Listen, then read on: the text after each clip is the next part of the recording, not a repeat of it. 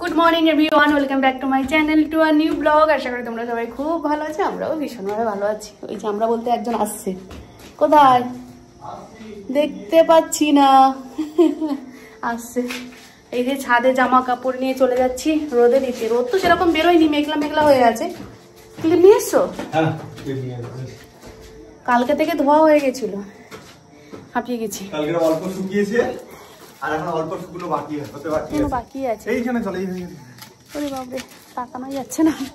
কিন্তু মেঘ উঠেছে, দারুণ মেঘ উঠেছে। কিন্তু যতক্ষণ হয় হাওয়াতে শুকনো হয় সেটাই ভালো। ভিজে ভিজে আছে। আজকে সকালে কয়েকটা ব্লাউজ ছিল, সেগুলো ধুয়ে দিয়েছি।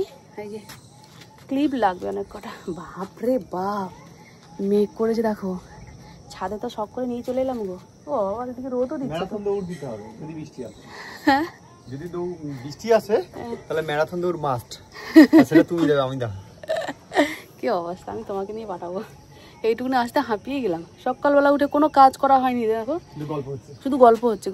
আজকে রবিবার নয় কিন্তু। আবার আজকে গল্পের হচ্ছে, টপিক হচ্ছে কোথায় ঘুরতে যাওয়া হবে। ঘুরতে যাওয়ার মধ্যে আলটিমেট চলো নিচে গেলে আবার কথা হবে। এগুলো সব ভিজে শুকনো হয়ে যাবে তাড়াতাড়ি।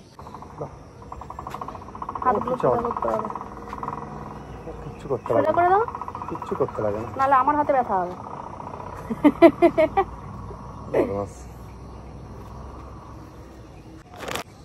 আলটিমেট মেলা হয়ে গেল। আমার এই যে হাত যাচ্ছে না, তাই লম্বা ছেলেটাকে নিয়ে এসেছি। চলো, এই যে একজন এখানে বসে গেছে। এই দারুণ, দেখো কি সুন্দর একটা ফুল হয়েছে, একদম টকটকে পিঙ্ক কালারে।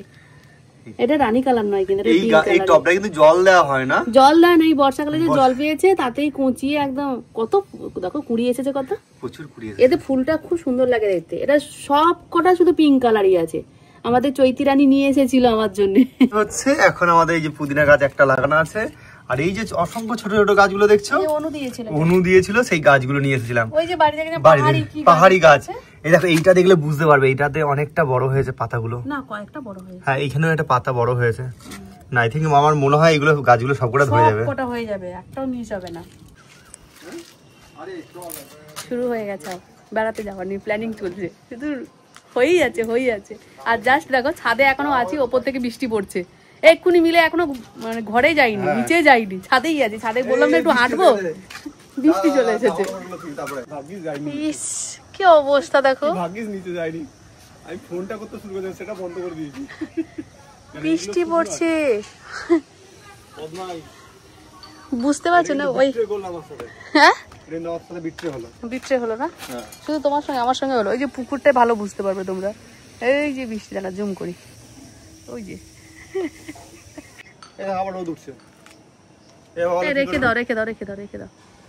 রেখে দাও যে আবার রোদ। বাবা দেখো কোথায় সূর্য, দেখ এই যে শেয়ালের বিয়ে হচ্ছে।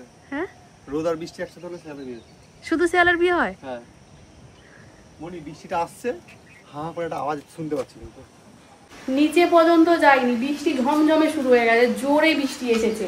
তোমাদের দেখাই, দেখো পুকুরে দেখাই, দাঁড়াও। পুকুরটাতে ভালো বোঝা যায়, এমনিতে অন্যগুলোতে বোঝা যাচ্ছে না। এই যে বড় বড় ফোঁটা পড়ে বৃষ্টি এসে, দেখো ওই দেখো দূরে কিভাবে বৃষ্টিটা হচ্ছে। কাদার মধ্যে এসেছিলাম এই দুধ আর পনিরটা নিতে। দুধ আর পনির নিয়েছি, কারণ বাজারের দিকে যাবো বলে ভেবেছি। আর বাজারের দিকে যাবো না, ওখানে একটা গাছ আছে দেখেছি, ওই গাছ থেকে একটুখানি বেলপাতা তুলে নেবো, তুলে নিয়ে বাড়ি যাবো।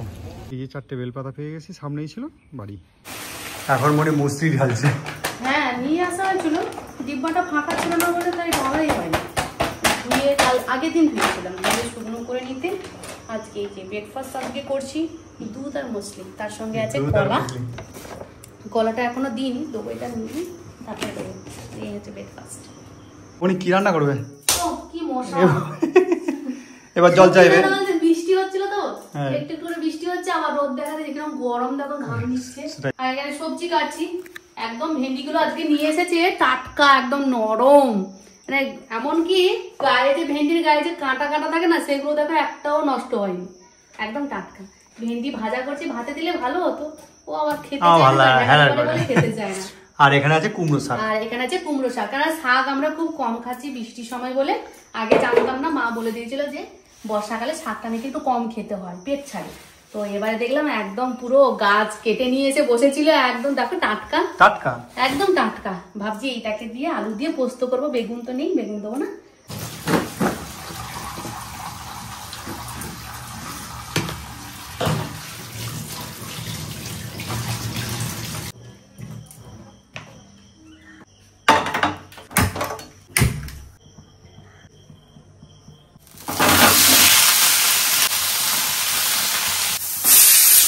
কড়াইতে তেল দিয়ে দিয়েছি, গরমও হয়ে গেছে। এবারে এই পনিরগুলো যে পিস করে কেটে রেখেছি, এই পনিরগুলো পুরোটা দিয়ে দেবো। আর এখানে পনিরের তরকারির জন্য মশলা বেটে নিয়েছি, আর একটু বাটা হবে যদিও। এখানে পোস্তগুলো দেখো এখনো গোটা গোটা হয়ে আছে, যদিও একদম প্লেন করে আমি বাটি না, একটু গোটা গোটা থাকবে সেরকম ভাবে রাখবো। তবে আর একটু করবো, দেখো বাটতে লেগে আছে। আচ্ছা, এখানে কি কি আছে বলে দিই।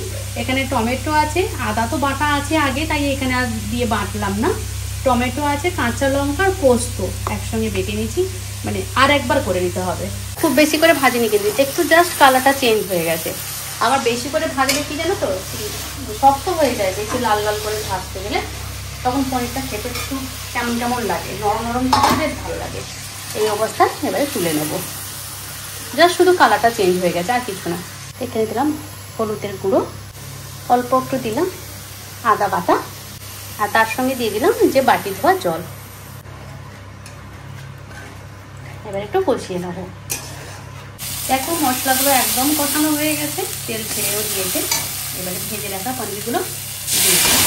পনির থেকে কিরকম জল বেরিয়ে গেল। এই যে স্টিম পনির, আমি দেখেছি যতবার স্টিম পনিরটা নিয়ে আমি রান্না করি না কেন, ভেজে মানে ভালো করে যদি ভাজি তাহলে ঠিক আছে, হালকা করে যদি ভেজে রাখি না একটু জল ছেড়ে দেয়।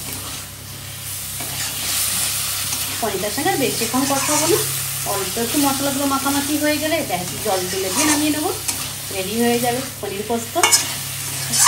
হয়ে গেল, বললাম যেরকম সেরকমই করলাম। আর এখানে যে অল্প করে শুধু জল দিয়ে দিচ্ছি, একদম মাখা মাখা রাখবো, একদম মাখা মাখা করে নিয়েছি। এই যে হালকা হালকা তেল ছেড়ে দিয়েছি, দেখতে পাচ্ছি এই যে হালকা হালকা তেল ছেড়ে দিয়েছে। এটা বেশ খেতে গরম গরম ভাতের সঙ্গে ঠিক খেতে যা ভালো লাগে না তো।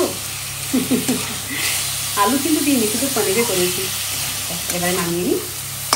তেল এখানে গরম হয়ে গেছে, আর এখানে মশলা বলতে এখানে সর্ষে দিয়েছি, সর্ষে অল্প একটুখানি পোস্ত, টমেটো আর শুকনো লঙ্কা, হলুদ দিয়ে দিয়েছি, আর আদা বাটা ছিল একসঙ্গে দিয়ে দিয়েছি। শাকটা আগে যেহেতু ভেজে দিয়েছি, মশলাটা তুলে দিলাম।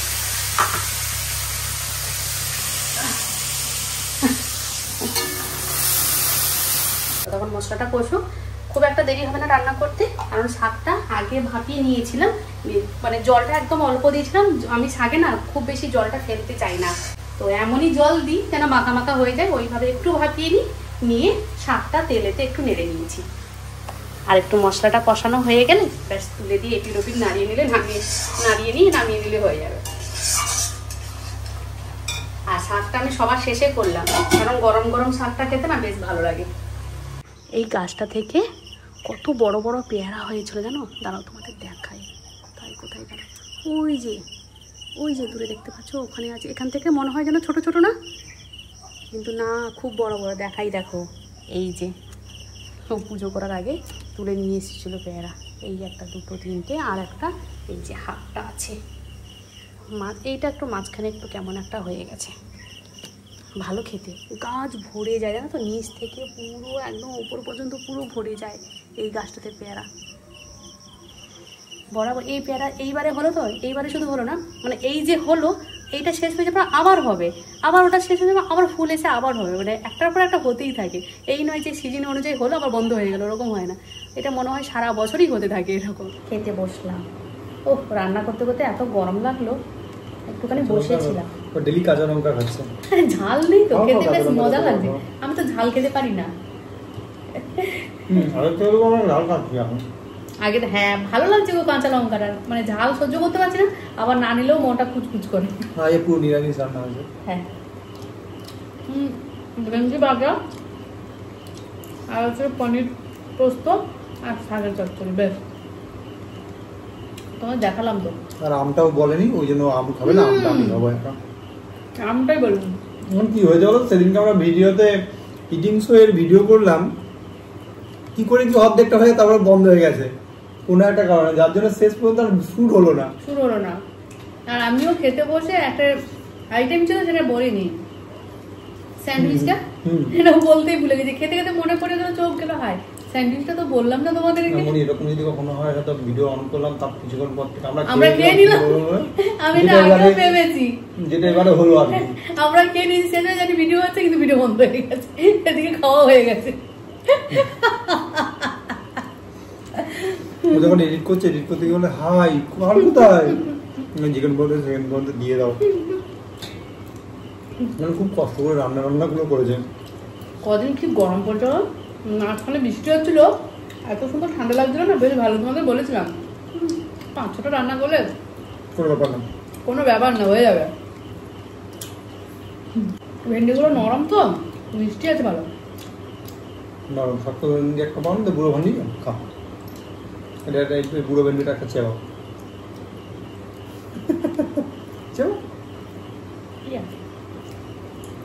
এই যুগে কেউ ভালো নেই মনি। দারুণ খেতে, ক্লাস।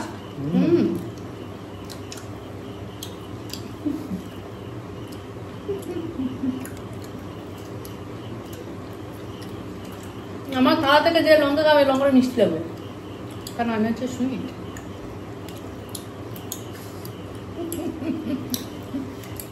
ওটা হচ্ছে সারাক্ষণ ডাটা চিবিয়ে যাও। হ্যাঁ, ডাটা চিবিয়ে যাও, একটু সময় লাগবে খেতে। ওই জন্য খেতে চাই না, আমি ওই তরকারিটা জোর করে করলাম। দেবো না গ্যাপ করে নিচ্ছি। আমার সজনে ডাটা চেবাতে খুব ভালো লাগে। আর আমার খেতে একদম ভালো লাগে না। কেন খাবে বলো, ভালো জিনিস না। ছোট থেকে আমাদের গাছে দেখেছি তো, কত দেখেছিলাম তোমাদেরকে, দেখানো হয়নি মানে গাছে প্রচুর সজনে ডাটা, আমি নিয়েও নিলাম কত। আর সত্যি কথা বলতে, ও সজনে ডাঁটা একটু বেশি খায় বলে তো, মা কেন বাবা কেন বেশি বেশি করে দিয়ে দেয়। দাদাও পেরে দিয়েছিল। গাছটা অনেক বড়, এবারে গেলে দেখো ছাদ থেকে দাঁড়িয়ে পারা যায়। এবার যে সজনে ডাঁটা হয়ে গেল, গাছ ভেঙে দিয়েছে অর্ধেকটা, আবার নতুন করে হবে, আবার ফল দেবে, গাছ ভেঙে দিতে হবে। পনিরটা একটু বেশি ভাজা হয়ে গেছে মনে হচ্ছে। না গো, আমি তো একদম হালকা করে ভাজলাম, তাই ভাজা হয়ে গেল সব। বাবা তোমাদের দেখালাম বলো তো, একদম জাস্ট শুধু কালারটা চেঞ্জ হয়ে গেছিল।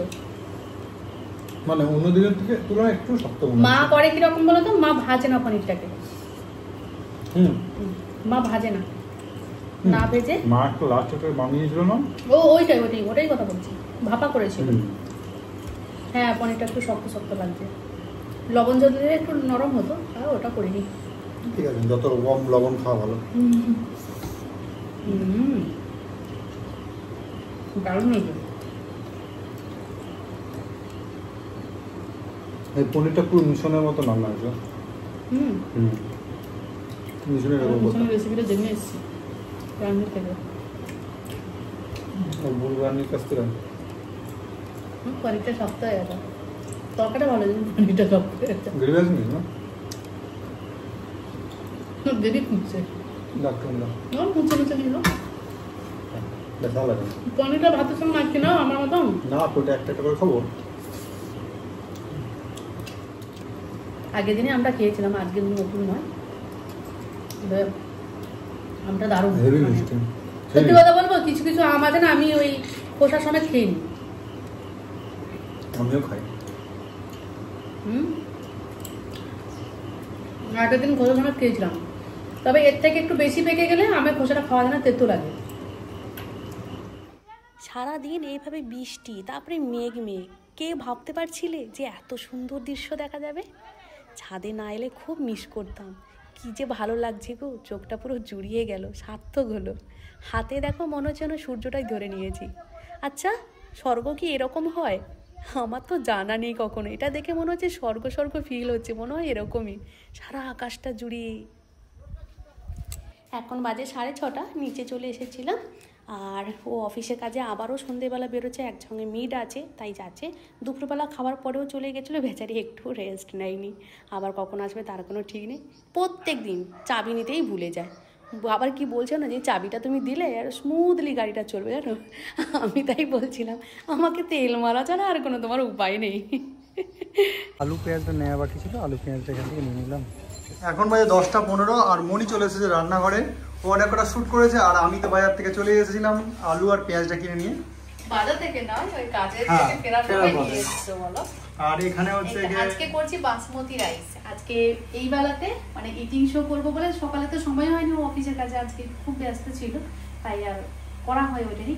তো আজকে যে বাসমতি চালে এমনি রাইস বানাচ্ছি আর যে চিকেন কষা আর তার সঙ্গে আর কিছু একটা করবো হয়তো।